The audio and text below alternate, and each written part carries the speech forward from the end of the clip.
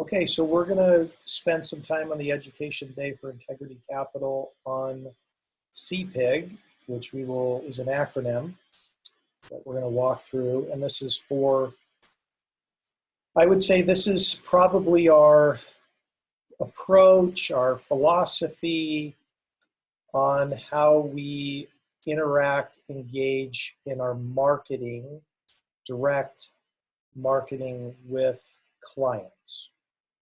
I would also say this is applicable even on the processing side as well, Lana, because you're still engaging and developing a relationship with these people.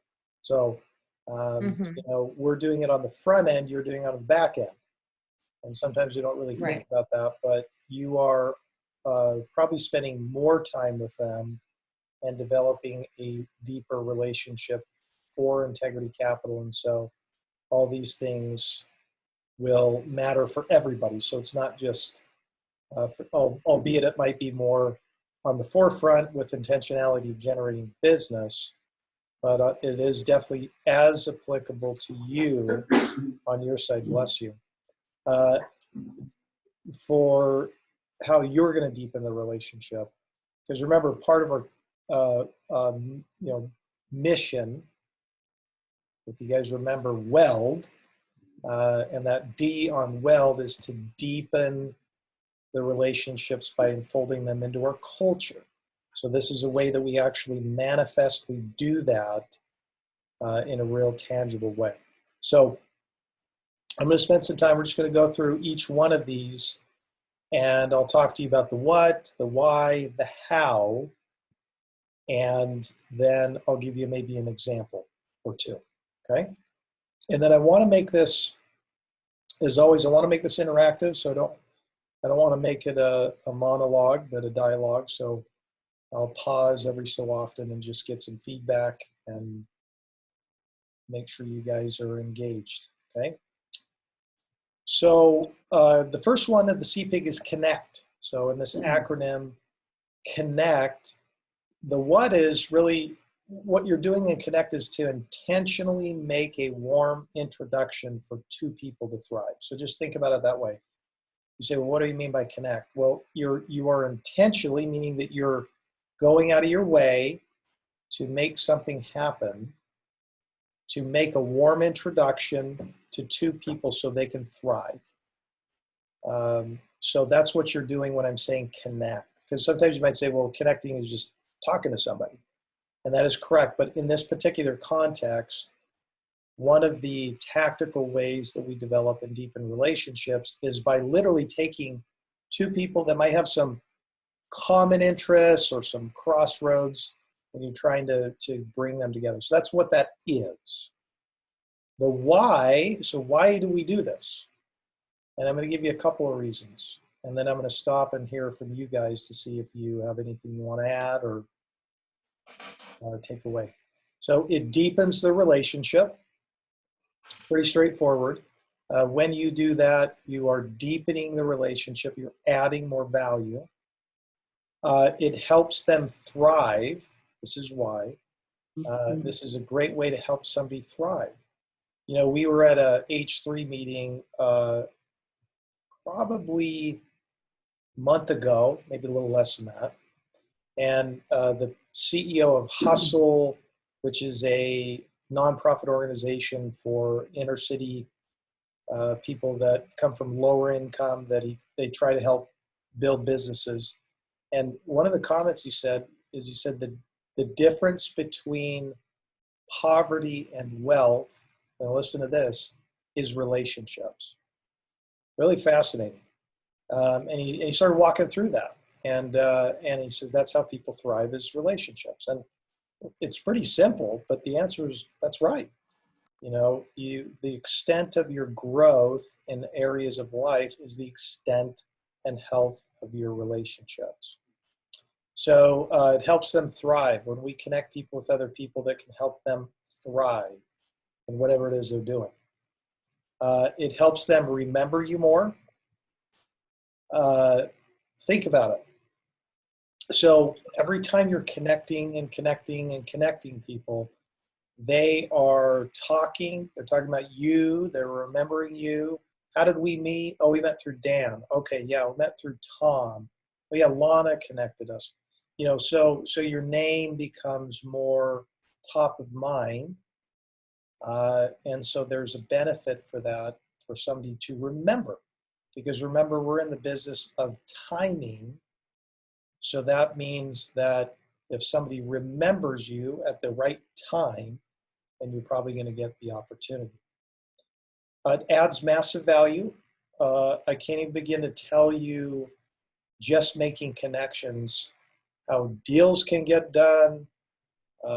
People get things over the finish line that they otherwise wouldn't. And so it's really a huge value proposition for clients. It solves problems. You go, gosh, I got this huge problem.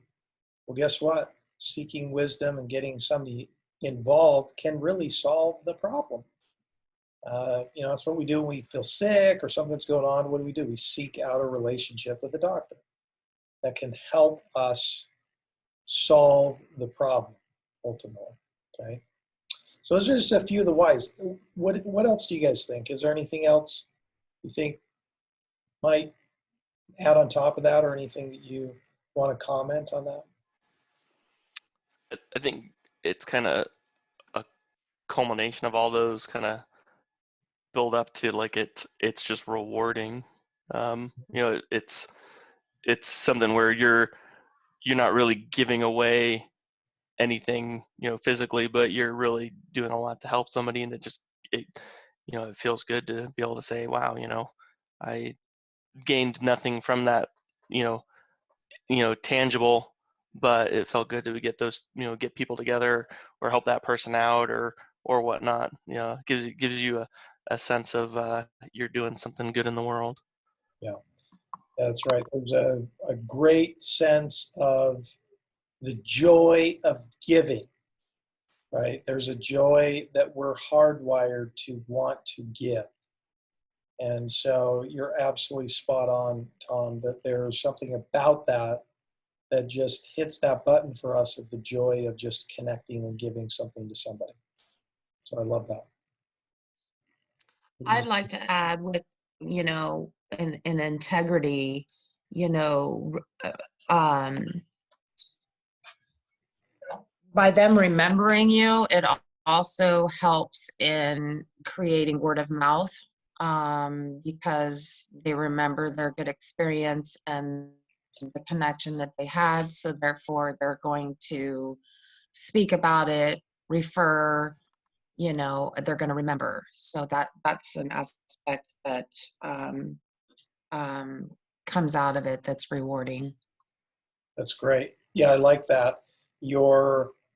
Their experience with you is something that they're going to share with other people, and therefore they're going to tell people, and they're going to hear about us, and so that experience is going to make a huge benefit for us as well, which is awesome. I love that.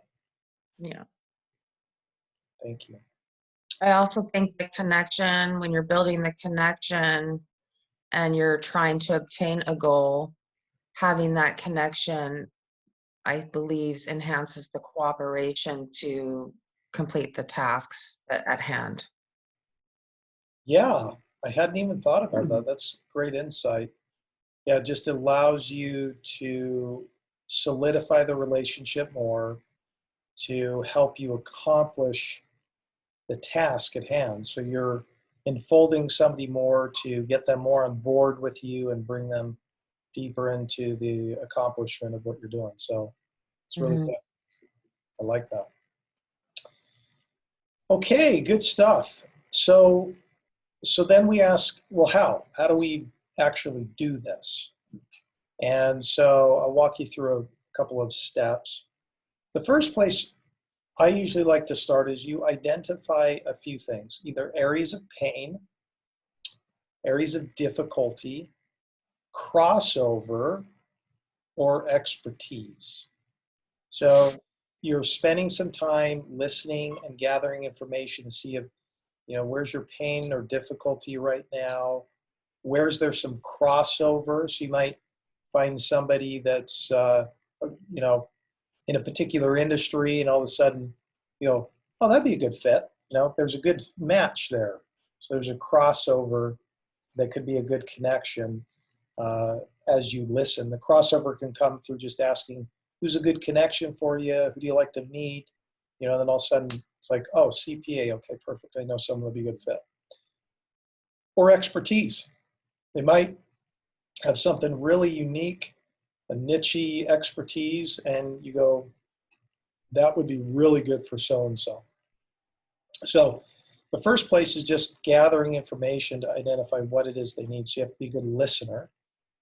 And the second part is, again, what I was saying, be a good question asker so you can understand about people's world. So, one of the tenets of leadership characteristics we talked about on one of the things is really to be quick to listen and slow to speak.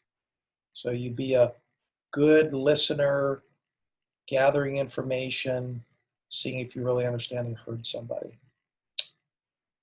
This third thing is to do a face-to-face meeting or Zoom call. So when you go to the process of making the connection, the ideal scenario would be that you do it face-to-face. If you're in COVID, Zoom to Zoom.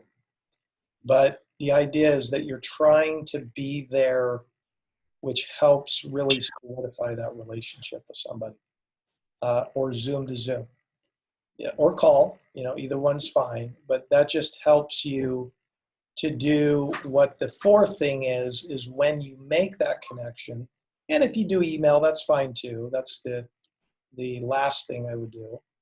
But when you're making an introduction, what you're trying to do is to elevate each other's strengths.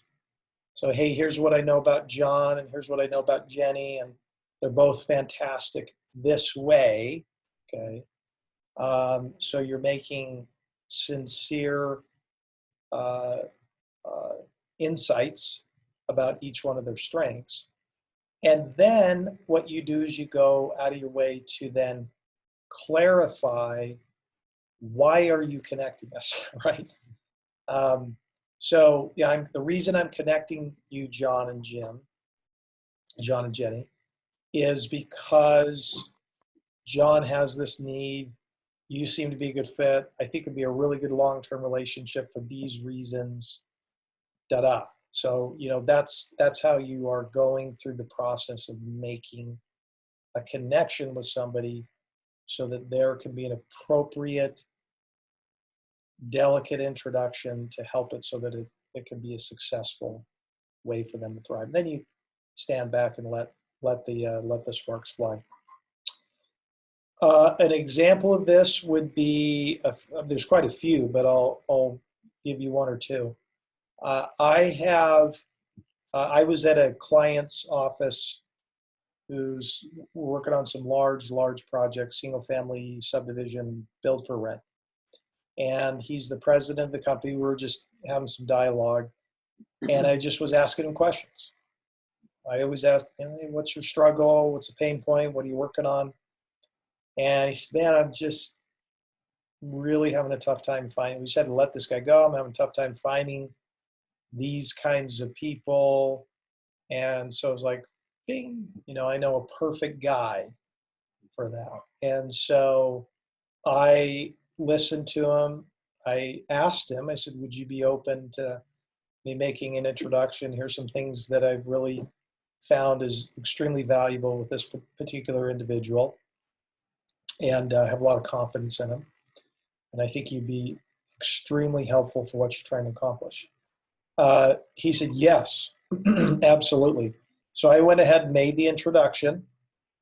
And, so the HR guy that I know got the job, right? He was like, he said he went to the meeting, was there for 2 hours. The guy said, where do I sign up? Let's go, And he said, that usually doesn't happen. And then, he is benefiting from getting his problem solved. right? And so what do you think he did after? He called me up, man, thank you so much, appreciate that. So that deepened that relationship with that particular individual as well. And it just, again, everybody wins in those situations. I had another situation not too recently with a client. We're trying to earn the business, and I'm in a competition. So I'm like, how do I add value? How do I stand out? What would be different? Well, guess what? I'm like, I know this guy in the same industry. They don't do what you do, but I think there might be some synergy there that could be helpful to your business, right? So he was like, yeah, of course. And so again, I made a phone call because we couldn't do a face-to-face, went through that process. And now I think we're gonna get the business. Okay. Was that the reason? I don't know. Did it contribute? I'm sure it did. But the point is that it's a great opportunity to connect people through this process and then watch the sparks fly. So that's connect, and it's a huge one. And quite frankly, it's been probably the predominant way in how I've built my practice. It's something that I believe strongly in. It's something that works. It's never going to go out of style. So that's the nice part too. So that's the first C of the CPIG. The second one is partner. Okay, and you say, what's that about? Partnering means to look for ways to partner on projects together, i.e., articles you could write, projects that you could actually work on together, teaming up with somebody, deals, etc. So you're trying to find ways where you can actually come shoulder to shoulder to work on something together. Okay? So it's a partnering element. This doesn't happen a lot, but it can happen. And I've done it many times. And why? Again, deepens the relationship, helps them see you in action. Okay, so you get to see them in action. What's their work ethic like? How do they function? Do they follow through? So it allows you to see them if there's something you want to go further with and work with. It helps them see you in action and the skill sets you have and how you stand out as well. And it just helps them succeed. I've seen this a tremendous amount of times. So you say, well, how does this work? Well, the first thing is you look for areas, again, of crossover connection and how partnering can elevate your influence, because that's what you're trying to do. How do we take the two of us and move it to a particular place for that? And I'm going to hit the pause button before I go further on this. Questions, clarifications, comments about the partnering section. We kind of talked about the connect. Does that make sense to you guys? I think building partnerships helps build a community around you that continues to grow. Yes. And with like-minded people. And so in times of difficulty or a problem that needs to be resolved, you have your community that you could lean on or ask for guidance, things like that. So it's important to have that in personal and in business. Absolutely. Yeah, it helps really create confidence because you have partners that you've sidled up with to be able to get through something. So absolutely. Mm-hmm. Okay, good. So the second thing is, so we talked about areas of crossover. You're looking at a partner and how you can elevate your influence. The second thing is propose the idea to the person. So if you have an idea, propose it to them. Hey, I was thinking about writing an article or doing something like this. What do you think? So you present the idea to the person. And then the third thing is you take charge to make it come together. So it's your job to follow through, follow up, follow through. It's one of our tenets. to make sure that that thing gets driven over the finish line. Okay, so that's the how. There's a couple of examples of this that I think will help flush this out. I met Jeremy Veach probably maybe 7 years ago through a connection. Somebody had connected us. And we'd meet every so often for coffee and just kind of talk about life. And then eventually we started kind of teetering around to do some deals. Well, over the last couple of years, that's turned up quite a bit. And I saw that, a lot of the opportunities. He basically asked me to partner with him on speaking at an event out in Florida. Tom, I think you remember this. So Yeah. I was able to partner with him on this panel, fly out to Florida and meet a lot of different clients, pick up some business out there, have a fun time too, because we were right on the beach. It was a lot of fun. But we were able to partner on that.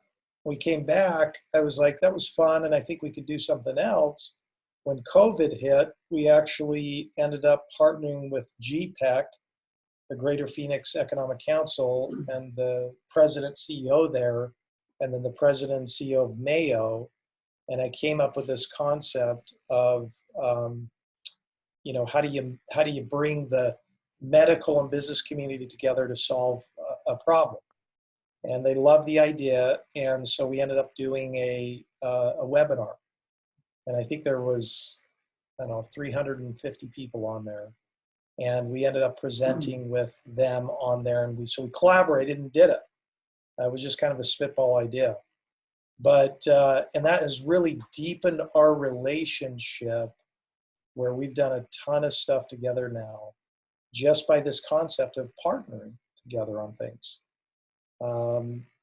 I literally, Ariel, who we have a relationship with at BBG, she's an appraiser, I presented to her that we could co-write an article together, which was called Just the Facts, Ma'am. And it was about, what's really going on in the apartment industry and et cetera, et cetera. So we kind of came up with some tactical things, wrote it together. We presented it, and we got it published, just came out today, and AZ Big Media. And so it was a big splash. And so that helped her tremendously, helped deepen our relationship, so on and so forth. So that's just a way that partnering manifests itself, and it works, because it takes a little bit more work, but it's a way to really add value. So I'll pause there. Any comments, questions, thoughts on the partnering section? Does that make sense? Yes. I don't want to go too fast. Tom, did you have something? No, it makes sense. Yeah. Okay. So the third one is information. So we have connect, partner, and information. So the what on the information is to provide any and all relevant information to help solve problems or grow. So, anything that you can offer to somebody that would be relevant to help them solve their problem or grow is what we're trying to do. The why is pretty simple. It's the same thing we've been talking about. All those things that we did before is to add value and to serve them, which is part of our culture anyways. How do you do this? Well, the first thing is you can look in our toolbox. So if you're a producer, we have a tool chest that has tons of articles, lots of economic information, things that you can download, rates, and as a resource that you can use to be equipped to provide value to that client. The other thing is just your knowledge of the industry, your knowledge of how to get deals done. all of that is a way that you're providing information to them to help them solve a problem or grow. The second thing is to be proactive, to offer the information on a regular basis. So again, we talked about this, Tom and Dan, where you offer that up as the first thing when you're calling them. Hey, just wanted to let you, wanted to get you up to speed on what's going on in the market. Hey, want to get you up to speed on a new program that we just rolled out. Hey, just wanted to let you know about this new article that just came out, right? So proactively, you're just kind of engaging them with this information, okay? And then you ask if there is anything else they need. So this is where the question asking, listening is really, really helpful for them and for you, because then you might find out there's a different thing that they're trying to solve. So what do you guys think about that particular process? Yeah, I use this all the time. I provide the hot money rate sheets, like some, just articles, anything that comes across our reach that maybe would be directly relevant to what they need. Like today I was on a phone call with a cold call actually, and he was asking me how bridge loans work. And so I said, well, hey, I have something for you. Do you want me to give you the whole comprehensive list of how all types of loans work in case you're kind of newer at this? He said, yeah, that'd be great. No one else has that. So I said, well, here you go. Let's, I said, here's what I have. And I kind of explained what I didn't know. And then I also sent him the sheet. And then immediately he was just like, let's have coffee so I can ask you questions. And I said, of course. So it just kind of leads into that opportunity where it engages differently. I love that. So you went out of your way. Awesome, Dan. Yeah, that's really good, Dan. Yeah, it's great to have you go through the process of engaging somebody with information, because you're serving them, you're adding value, you're trying to do that, and that's going to do nothing but be fruitful in the long run. Any other thoughts, comments, questions, clarifications, rebuttals? No, I think that the using the can we sharing market information and whatnot kind of opens up conversations, because a lot of people are not really too chatty out the gate, and then once you kind of give them something to respond to, or pique their interest a bit with tell me more, it just kind of opens up pathways to more conversations. Yeah, it's different. That's right. When you start the conversation off with, hey, I have something to give you and there's what it is, it's very different than just saying, hey, I'm just checking in with you, seeing what's going on, right? So it's a very proactive way to go about, developing the relationship, is by just giving them information that will be helpful for them. Actually, yesterday, interestingly, like towards the end of the day, I got a phone call and someone was like, hey, I know it's not you that the borrower is using, but I just noticed something that seemed kind of off. Do you mind reviewing the documents and seeing what their lender provided and if something is fishy? And I said, sure, send it on over. So it's an opportunity where, like, even though I won't directly benefit from this, that brokers still have that trust where it's like, if Dan signs off on it, it's probably okay. Knowing that I'm probably going to say, let them continue with them. If they don't succeed, I'll take over. But it was just one of those unique situations where that information that I've given in the past led them to believe that I was the right option for them. It's great, Dan. Love that. It's really good. Good stuff. Example of this, Dan's given a couple, which is great. I had a client who was referred to me, and him and I have been talking for a couple months now, and he's just gathering information. So I'm just giving him stuff free. I'm just like, here, this is what it looks like. And it looks like we're going to end up doing a really large project for him now, just because I was just willing to give freely information to help add value to him. And I could tell you numerous stories of just providing value by giving away information and wisdom to people. So it's a tenet of what we do. It's what we try to focus on. And I think it's helpful in the long run. These aren't short-term quick fixes. They're long-term success mechanisms. And the final thing is just to give. What? To find ways to thoughtfully give something away for their benefit. It's literally looking for specific ways. We talk about giving information, but just looking for ways to be unique and benefiting somebody. So why? Because quite frankly, that's just who we are. I mean, I guess that's the simple version of it, is it's who we are. It's kind of like, Alana and I talked about this after we had that client behave the way they did. We still gave them something, right? We still benefited and blessed them, even though they didn't do the same. So we just wanted to give for that sake. So how do we do this? We'd be a great listener. You listen to birthdays, deaths, sickness, anniversaries, hobbies, things that they're passionate about.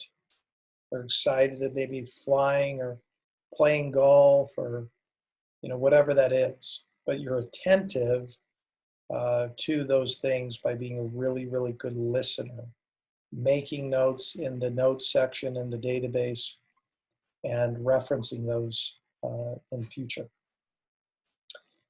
You plan. I've done this many times where I actually think, yeah, I'd like to buy them, a little gift around that, or send them some flowers, or send, they just, whatever that is. You plan to do it, put it on your calendar. And then you do it. You just follow through. It doesn't have to be anything extravagant, but it makes a big difference when you do it. There's actually a book out there called Giftology. And the whole concept around it is giving gifts that are really specific to somebody and their likes and their desires. And it has a huge impact. An example of this would be John Waters, who's pretty much part of our company here. But John used to call on this guy for a long time. He just couldn't get in the door. He's super busy. And the guy just said, man, John, I don't have the time. I can't, I'm just buried. And he owned a construction company. And so John, using this idea, basically so he went down to Home Depot. He bought a shovel, brand new shovel. I put a bow on it and kind of had some other gifts around there. And he had it sent over there. And on the card that was attached to it, he said, call me when you dig yourself out of the big mess that you have, right? So just a real crafty way. And the guy called him the next day and said, come on over. You got as much time as you want. So, so it was just a fun way that showed this guy like, hey, there's something different about you. Like you went out of your way to do this. Okay. Another example is, doesn't even have to be something tangible. Tom's done this before where someone's, had somebody lost their daughter, I think. Just spending the time listening to them, caring for them, following up with them, giving them your time is a wonderful way so that they don't go, oh, this is more than business. Sometimes people just go, oh, it's just business, which really is a lame excuse for being unethical, in my opinion. But we're dealing with people, and people have feelings, and people care, and people get hurt, and people are sad, people are happy. So it's not just business. And so if you ever hear that come out in this culture, that's a big no-no, because it's not just business, it's personal. I had a client who told me his father was sick with cancer. It wasn't looking good. Because I called him up. I said, how you doing? He goes, I'm not doing good. And this is a big deal we're working on right now. I said, what's going on? He said, well, my dad's sick. He's got cancer. He's not been taking care of himself. He goes, it's bad. And you know what I did? I just empathized with him. I said, man, I'm sorry. You know, I can't imagine how painful that is, how much that hurts. I mean, you've seen your dad your whole life, and he's been the strong guy, and now you're seeing him get sick. And so I was able to empathize with him, and I said, look, I don't, no pressure, and I don't want you to feel awkward, but can I pray for you? And he said, I'd love it, and so I was able to pray for him, and it meant a lot. So, these are just simple examples I'm trying to give you on ways that you can do this. The final one is a broker I've been working with for a while, told me he loves to garden. And so I was like, okay. So one day I just hopped on Amazon. I was looking for cool gardening tools. That was kind of what I plugged in. And this cool little shovel thing came up that you put in a little side pocket thing. I don't know. And so I was like, that looks cool. $15 wasn't a lot of money. And so I sent it to him with a little card. Said, hey, I hope you enjoy this in your gardening. Well, I didn't think it was a big deal. It was evidently a big deal, because he's like, oh my gosh. He goes, I've been wanting to get that for so long. I just never had the time. And he goes, I love it. And just made a big impression on him that has been fruitful over time. So I'm just kind of giving you these examples and these ideas of the gift. So thoughts, feedback, comments on that from you guys? Tom needs a shovel. Tom needs a shovel. That's what we're going to send over to him. Oh, yeah, Sorry, I couldn't help it. I know. No, I think it's good. Yeah, I think it's definitely giving and like being I mean, in a way of being like an attentive listener and putting notes into the system. I think that's good, just to being able to follow up with somebody and say, hey, last time we talked you were planning on going on vacation, or how'd that go? When I think when and not everybody's going to sit there and think like, wow, that guy's got a memory like a bear trap. Some people might think like, oh, okay, he probably made a note about that, but he cared enough to make a note about that, or she cared enough to make a note about that if it's you, Lana. So I think it's so I think it's I think it's good to bring up like prior conversations and say, just how was that? How did that go? Especially if they bring it up, it's probably something that's on their mind, that's important to them. Yeah. What does that tell somebody if you call them up? Hey, how's your son John doing? I know he was just getting back from college. What does that say to somebody? Yeah. Did you care? Yeah, you care and you were listening, and it's kind of twofold. It's not just a like you said, like a business transaction. And I'd even go to the extent of saying caring. You are caring by listening, right? If I'm, you know what I mean? Like if I'm listening to you, I'm caring for you, right? I mean, you guys know this. If we've all been in that situation, and we've all probably been on the other side of the fence. When someone is not hearing you, not listening to you, it's frustrating, right? It's like, you didn't hear what I just said, right? And so it shows them you're attentive, thorough, caring, right? Human. So there's nothing but good that can come out of that experience. Yeah, there's actually one example I have that was interesting. Like one of the younger brokers I'm trying to build a relationship with, he really wanted me to help him on this deal. Turns out the investor ended up going cash only. And he called me and he's all excited, but he's like, I'm really sorry this one didn't work out. Maybe next time. And I think he was kind of like, I think he was shocked by the way I responded, where it was like, "Hey, congratulations! Like, go you! You know, I don't, even though I'm not in it, like that stinks, but I'm so proud of you and happy for you. This is your first huge deal." Anyways, I wrote him a card because I was going to their office anyways a couple weeks ago, and the guy I was meeting with was not even him. And he's like, "Oh, like looks like you're writing a card." I was like, "Yeah, I'm just going to congratulate CJ for closing this deal." He's like, "Oh, did you work with him on it?" I said, "No, just wanted to share my excitement around it and thought I would send him a card just congratulating him." And he's like, "But you weren't even on the deal with him." I said, "Well, that's okay. We'll always have next time." And he just kind of looked at me like, "Really?" You know. But it just shows like give even though it doesn't always impact you directly, but the meaning around it is like be happy for those two that are succeeding. Yeah, I love that, Dan. Yeah, spending the time to give and having a high impact doesn't have to take a lot. A simple card, a simple thank you goes a long way. And so that's a huge example of just giving. So just remember, CPIG is, I know it kind of seems like a funny acronym, it's intentional so you'll remember.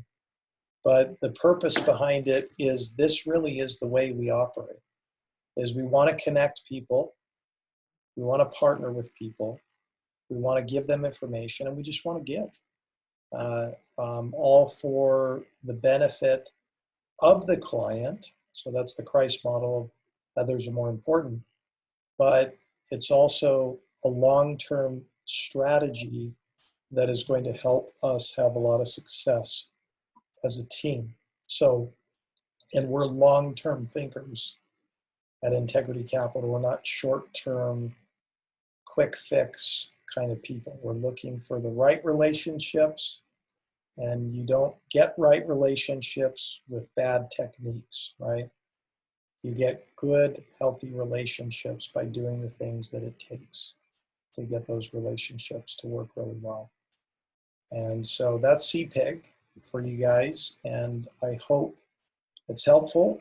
I hope you implement it, and I'm excited to hear some of the stories of what comes out of doing CPIG at our firm. So that's all we have